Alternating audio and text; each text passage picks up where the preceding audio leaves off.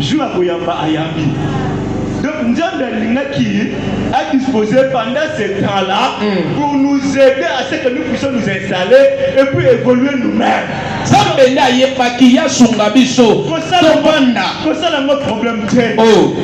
une forme de connexion temporaire. Alléluia. Amen. Il y a des connexions permanentes comme la famille. Et ça, les connexions que Dieu a mis ensemble pour que vous restiez jusqu'à la fin. La connexion avec Dieu notre Père c'est permanent parce que nous devons être communiés avec lui à tout moment. La connexion avec certaines personnes ça peut être temporaire. Pendant ce temps-là il faut savoir l'entretenir. Il faut savoir les renforcer. Amen. Amen. Je parle trop. Alléluia. Amen. Alléluia. Amen. Alors, même là, le Seigneur, nous allons poser une question. Pourquoi maintenir nos connexions? Pourquoi maintenir nos connexions? Nous allons tenter de répondre par quelques réponses. Parce que nous avons été créés pour la relation. Nous avons été créés pour la relation. J'ai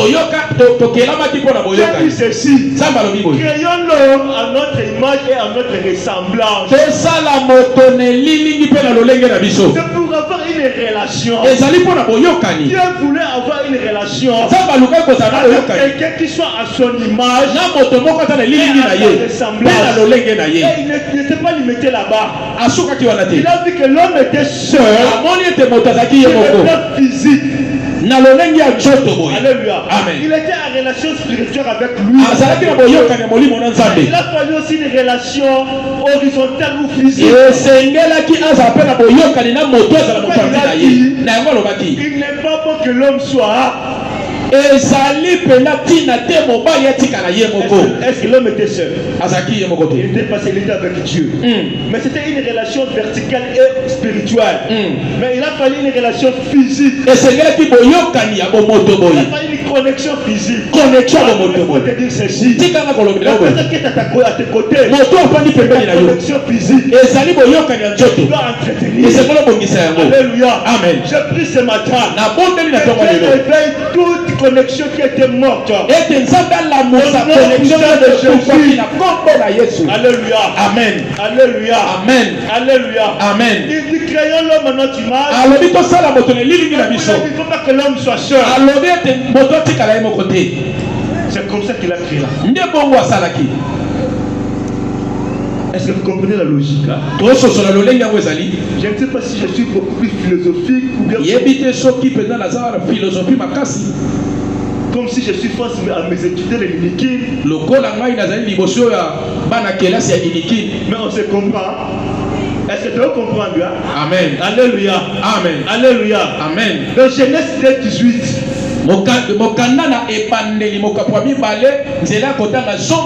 pas bon que l'homme soit seul. Il a fallu une connexion physique. Une connexion palpable. Une connexion que tu vois à l'œil nu. C'est très important. Ne néglige personne. Petit soit-il. Même si la personne est petite, ne la néglige pas. C'est une connexion que Dieu a mise à tes côtés. L'isolement affaiblit l'homme. Tandis que les relations saines les fortifient. Les relations saines fortifient l'homme. Les bonnes relations fortifient l'homme. Quelqu'un qui a de bonnes relations quelqu'un qui a des connexions. Amen. Amen. Alléluia. Amen. La personne qui a des connexions, il ne manque pas de boulot. Aujourd'hui on dit, il avoir du boulot, il faut avoir de la connexion. Alléluia. Amen. Ce n'est pas seulement ici au Congo, partout dans le monde. C'est ce qu'on appelle des réseaux. Amen. Amen. Les réseaux, c'est très important. Si tu n'appartiens à aucun réseau, tu ne seras pas coopté. Donc, tu ne seras pas coopté. Alléluia. Amen. Même dans les milieux, les sphères les plus hautes, il y a ce qu'on appelle des réseaux. Alléluia. Même dans les institutions internationales,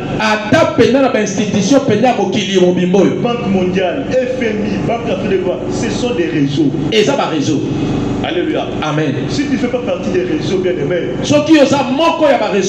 tu seras à l'écart. Alléluia. Amen. Il y a certains mariages aussi. C'est une affaire de connexion. Alléluia. Amen. Alléluia. Amen. Ils ont des sous-moutés. Oh. Amen. Il y a des sous-moutés.